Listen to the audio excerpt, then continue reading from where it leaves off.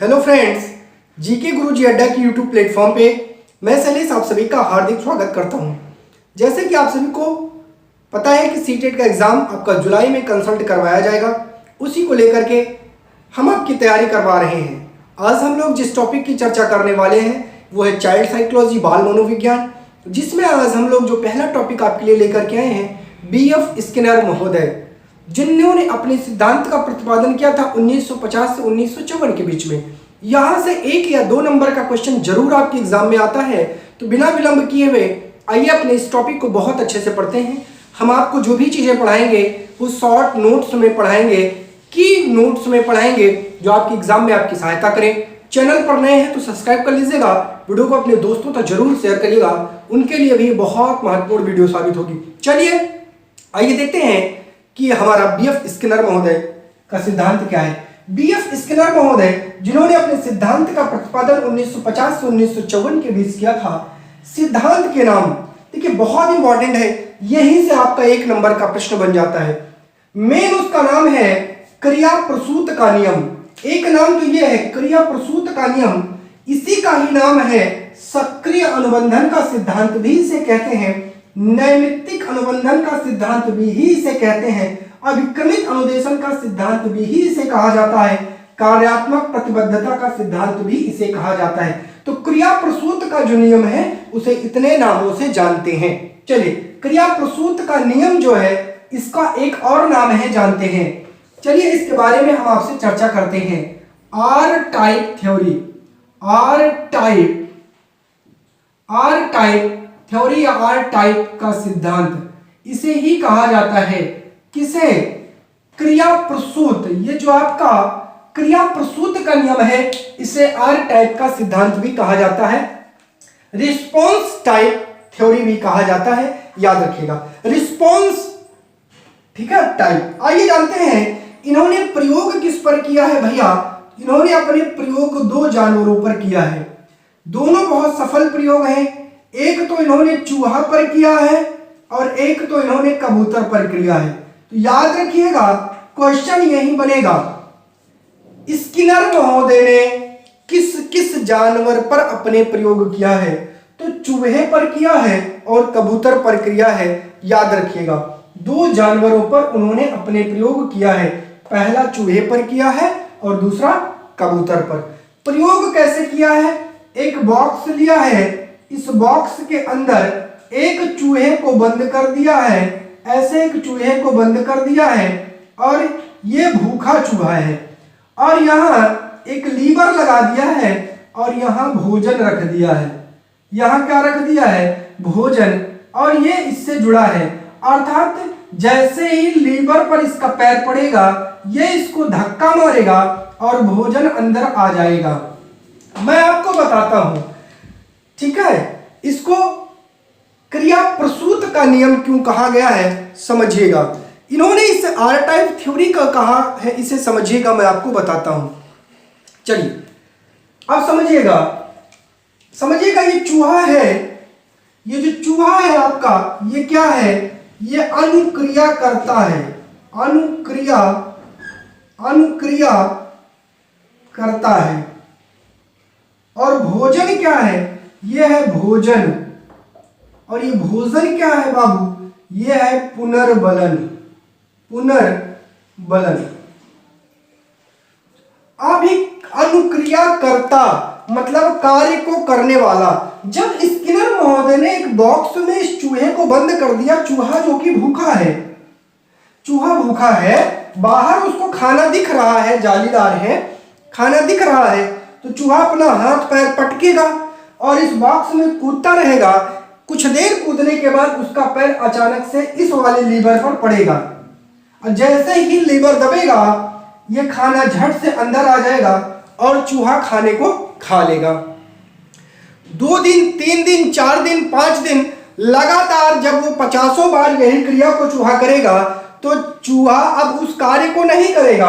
अब चूहा डायरेक्ट जाएगा, इसी लीवर को दबाएगा, ये क्या है? लीवर है, इस लीवर को दबाएगा, ये गेट ओपन होगा और भोजन डायरेक्ट अंदर चला जाएगा और चूहा उस खाना को खा लेगा। इसका मतलब क्या निकल के आया? इसका मतलब निकल के आया कि चूहे को बार बार क्रिया करने से मिला पुनर्बलन। क्या मिला? पुनर्बलन मिला। और जब उसको पुनर्बलन मिला तो उसने अपने भोजन को ग्रहण कर लिया। ये सिद्धांत बताता है कि बार बार प्रयास करके किसी भी चीज को हम आसानी से सीख सकते हैं। अर्थात बच्चों को किसी भी चीज को लेकर के जब बार बार प्रयास करवाया जाता है तो बच्चा उसको बहुत ही आसानी से सीख लेता है। ठीक है प्यारे साथियों, चलिए अब बात आई है पुनर्बलन की। तो पुनर्बलन दो प्रकार का होता है। ये होता है सकारात्मक, ठीक है, सकारात्मक, और एक होता है नकारात्मक। चलिए, सकारात्मक पुनर्बलन क्या होता है? कोई बच्चा है, उसको जैसे आप इनाम देना, इनाम, टॉफी, शाबाशी, ये सभी के सभी आपकी किसमें आते हैं बाबू? सकारात्मक पुनर्बलन। नकारात्मक पुनर्बलन में क्या आता है? दंड, भय, डांटना, ये सभी के सभी आपके भैया नकारात्मक पुनर्बलन में आते हैं। दंड, भय और डांटना। तो स्किनर महोदय ने कहा कि जब किसी प्राणी को सकारात्मक पुनर्बलन दिया जाता है तो प्राणी अपनी क्रिया को दोहराता है। क्या कहा उन्होंने? उन्होंने कहा कि जब किसी प्राणी को सकारात्मक पुनर्बलन दिया जाता है तो प्राणी क्रिया को दोहराता है। ठीक है, ये पुनर्बलन का सिद्धांत दिया किसने? तो इस सिद्धांत का प्रतिपादन मैं आपको ऊपर बताता हूं, यहां देखिएगा। चलिए आगे समझते हैं, बहुत ही आराम से समझते हैं। चलिए आगे आपको बताते हैं। चलिए, हमने आपको बताया पुनर्बलन दो प्रकार का है। कितना है भैया? पुनर्बलन दो है। आपको हमने बताया सकारात्मक और हमने आपको बताया नकारात्मक, पॉजिटिव एंड नेगेटिव। ठीक है, सकारात्मक जैसे इनाम देना, टॉफी, शाबाशी। फिर से लिख देता हूं, आप कह सकते हैं जैसे इनाम, शाबाशी, टॉफी। ठीक है, नकारात्मक में जैसे दंड, जैसे भय, ठीक है, जैसे डांटना, मारना, ये सभी आपके नकारात्मक है। स्किनर महोदय कहते हैं, स्किनर का कथन है, इसको नोट कर लीजिएगा, स्किनर का कथन बहुत महत्वपूर्ण है। स्किनर महोदय कहते हैं प्राणी को सकारात्मक पुनर्बलन दिया जाएगा तो प्राणी क्रिया को दोहराएगा। जब ये वाला मिलने पर, इसके मिलने पर प्राणी क्या करता है? प्राणी क्रिया को दोहराता है, क्रिया को दोहराता है। याद रखिएगा प्यारे साथियों, जब किसी जीव को सकारात्मक पुनर्बलन देंगे तो वो क्रिया को दोहराएगा, जबकि नकारात्मक देने पर वो क्रिया को दोहराता नहीं है। चलिए आगे बात करते हैं, पुनर्बलन का सिद्धांत किसने दिया? तो पुनर्बलन का जो सिद्धांत दिया है वो हल महोदय ने दिया है। चलिए जान लेते हैं पुनर्बलन का सिद्धांत किसने दिया है। चलिए पुनर्बलन का सिद्धांत, इस सिद्धांत के प्रतिपादक कौन है? हल है। याद रखिएगा, हल चलाने पर बल मिलता है, बल के लिए हल चलाना पड़ेगा। तो पुनर्बलन का सिद्धांत क्लार्क एल हल इनका पूरा नाम है। पूरा नाम लिखना है CL हल। क्लार्क हल है जिन्होंने इसका प्रतिपादन किया। और व्यापक स्तर पर प्रयोग, इसका जो पुनर्बलन है इसका व्यापक स्तर पर प्रयोग करने वाले कौन है? स्तर पर इसका प्रयोग करने वाले आपके स्किनर हैं। कौन है भैया? स्किनर महोदय हैं, याद रखिएगा। स्किनर महोदय ने व्यापक स्तर पर इसका प्रयोग किया और जो आपका इसके प्रतिपादक है वो हल महोदय हैं। हल चलाओगे तो बल आपको मिलेगा। स्किनर महोदय एक काम और कहते हैं कि अगर कोई प्राणी सकारात्मक क्रिया कर रहा है या सही क्रिया कर रहा है तो उसके लिए उसे तुरंत पुनर्बलन दिया जाना चाहिए। स्किनर महोदय कहते हैं कि प्राणी अगर सही क्रिया कर रहा है तो इसके लिए उसको तुरंत पुनर्बलन दिया जाना चाहिए। कोटेशन नोट कर लीजिएगा, इंपॉर्टेंट है।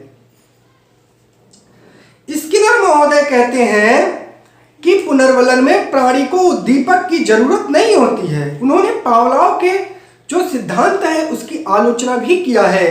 तो स्किनर महोदय का यह सिद्धांत बहुत ही महत्वपूर्ण है।